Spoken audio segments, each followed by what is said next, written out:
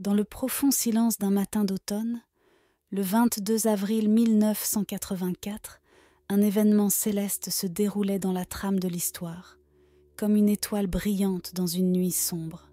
L'Église catholique, après des années d'examen et de réflexion minutieuse, a officiellement reconnu l'apparition mariale d'Akita au cœur battant du Japon. Cet événement n'était pas une simple note sur le calendrier de l'Église, mais une lueur d'espoir et de mystère qui brillait dans la tranquillité d'Akita. Cette histoire commence par un mystère enveloppé d'un voile de grâce divine, comme lorsque l'ange Gabriel annonça à Marie la naissance de Jésus, porteur d'un message d'espérance et de rédemption.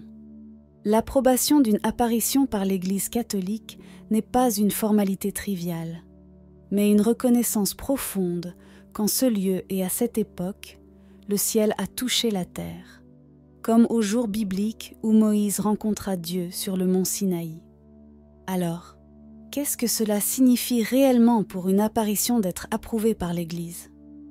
C'est une affirmation que le message apporté par la Vierge Marie est sans erreur, digne de foi, une boussole pour guider les fidèles dans le brouillard des temps modernes. Mais ce n'est pas une obligation de croyance. C'est une invitation à la réflexion, tout comme les prophètes de l'Ancien Testament invitaient les hommes à revenir à Dieu. C'est ainsi que nous trouvons un message du cœur d'Akita, délivré à sœur Agnès en ce jour fatidique d'octobre 1973. La Vierge a parlé de repentance, thème récurrent dans les Saintes Écritures, évoquant les paroles de Jean-Baptiste. « Repentez-vous, car le royaume des cieux est proche » Matthieu 3, 2. Le message d'Akita résonne avec l'urgence biblique, un appel à se détourner du péché et à rechercher une conformité renouvelée à la vie du Christ, tout comme l'apôtre Paul exhortait les fidèles à se transformer et à renouveler leur esprit. Romains 12, 2. La Vierge Marie, dans ce message, parlait d'un châtiment terrible, semblable au déluge raconté dans le livre de la Genèse, un cataclysme destiné à ébranler toute l'humanité, sans distinction entre les justes et les pécheurs. Mais il y a là un écho de conditionnalité, un tremblement de terre spirituel qui dépend de la réponse de l'humanité, comme l'histoire de Jonas avertissant Ninive de sa ruine imminente, et pourtant la ville se repent et est sauvée. Dans ce message, la Vierge d'Akita appelle à une repentance authentique, un thème qui résonne avec la force d'un tambour tout au long des pages de la Bible. C'est un appel à la conversion du cœur, thème cher aux prophètes de l'Ancien Testament. Lorsque Notre-Dame parle de s'améliorer, elle nous invite à suivre l'exemple du Christ, à vivre une vie qui reflète ses enseignements, comme si chaque acte de notre vie était une page de l'Évangile vécu. Les paroles de Marie dans Akita ne sont pas seulement un avertissement, mais une invitation à une profonde transformation intérieure, nous rappelant les exhortations de Paul aux Éphésiens. Dépouillons le vieil homme et revêtons l'homme nouveau créé selon Dieu, dans la justice et la vraie sainteté. Éphésiens 4, 22-24. La Vierge nous appelle à renouveler notre intelligence et notre esprit, à renaître dans une nouvelle vie en Christ. Cependant, ce message n'est pas sans avertissement sévère. La Vierge parle d'un châtiment imminent, d'un feu qui tombera du ciel, dans un écho apocalyptique qui rappelle les paroles de Pierre. Mais le jour du Seigneur viendra comme un voleur dans la nuit, dans lequel les cieux passeront, avec un grand bruit, et les éléments brûleront et se dissoudront, et la terre et les ouvrages qui s'y trouvent seront consumés. 2 Pierre 3, 10.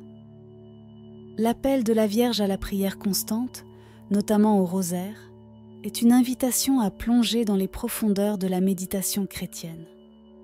Le rosaire, tel un psaume continu, nous entraîne à travers les mystères de la vie du Christ, nous invitant à contempler son amour, ses souffrances et sa gloire. C'est un rituel qui fait écho à la prière constante recommandée par Paul aux Thessaloniciens. Priez sans cesse. 1 Thessaloniciens 5, 17.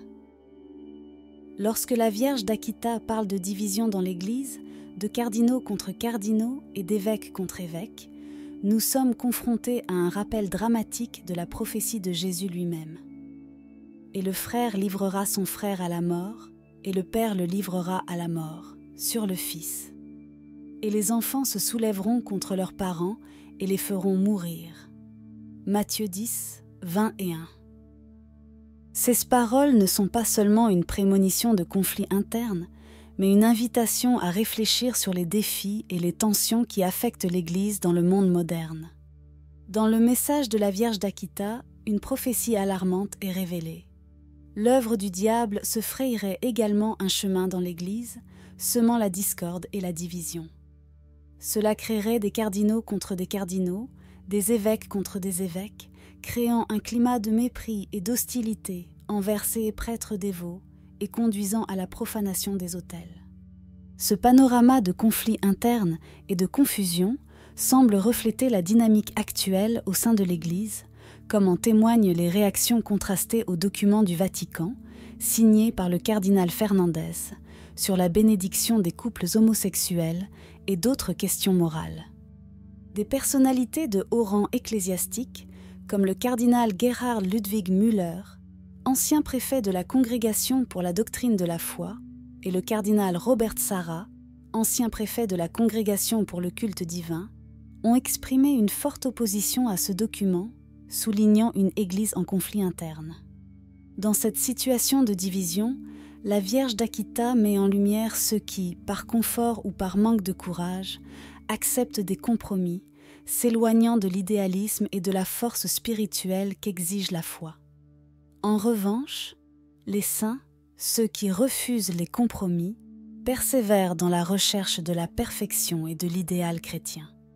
Dans ce contexte mouvementé, ceux qui promeuvent la dévotion mariale et la pratique du chapelet apparaissent comme des figures à contre-courant, souvent méprisées, mais restant fermement ancrées dans leur vocation spirituelle. En ce moment crucial, la Vierge d'Akita nous invite à regarder à l'intérieur, nous poussant à une réflexion profonde et à un changement radical.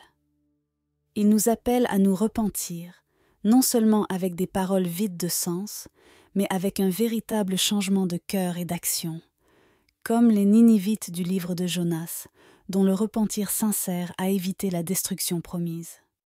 La Vierge parle d'un avenir dans lequel le bien et le mal seront frappés de manière égale, un appel au jour du jugement décrit dans l'Apocalypse de Jean. Cependant, ce moment de jugement n'est pas seulement une anticipation de terreur, mais aussi une invitation à se réfugier sous l'aile protectrice de la foi, thème récurrent dans les psaumes, comme dans le psaume 91. Celui qui habite à l'abri dès le Très-Haut habitera à l'ombre du Tout-Puissant. Le rosaire, comme le souligne la Vierge Marie, devient une arme spirituelle en ces temps troublés.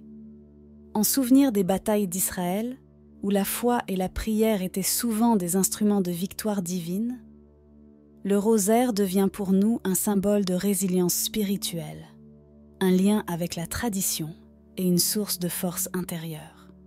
Dans ce contexte apocalyptique, la Vierge d'Akita ne parle pas seulement de destruction, mais aussi d'espoir. Il promet que ceux qui lui font confiance seront sauvés, un message qui rappelle les promesses de salut trouvées tout au long de la Bible, comme dans le livre de Jérémie. « Car je connais les pensées que j'ai envers vous, dit le Seigneur, les pensées de paix et non de mal, pour vous donner la fin que vous espérez. » Jérémie 29, 11. La Vierge d'Akita nous exhorte à une foi active, à prier le rosaire non pas comme un simple rituel, mais comme un acte d'amour et de dévotion profond. Elle nous invite à prier pour la paix dans le monde et dans nos familles, pour la réparation des péchés et pour la sainteté dans l'Église. Il s'agit d'un appel à vivre notre foi au quotidien, à être sel et lumière dans un monde qui en a désespérément besoin, comme Jésus l'a exhorté à ses disciples dans le Sermon sur la montagne. Matthieu 5, 13-16. Ô Marie, Mère de grâce et de miséricorde, nous tournons vers toi notre regard suppliant. Par votre humilité et votre force, vous avez toujours guidé vos enfants sur le chemin de la justice et de la foi. Lors de vos apparitions à Akita, vous avez montré votre amour et votre préoccupation pour nous. Aide-nous à répondre avec un cœur ouvert à tes messages, à vivre selon l'Évangile et à prier avec ferveur et dévotion. Marie, Reine de la paix, intercède pour nous auprès de ton Fils, afin que nous puissions trouver refuge dans ton cœur immaculé dans les moments de trouble et de confusion.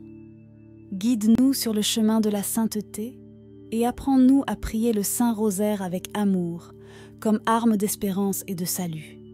Acceptez, ô douce Mère, notre prière et soyez une lumière dans la nuit du monde. Amen. Si vous avez aimé la vidéo, commentez Amen. Que Dieu te bénisse.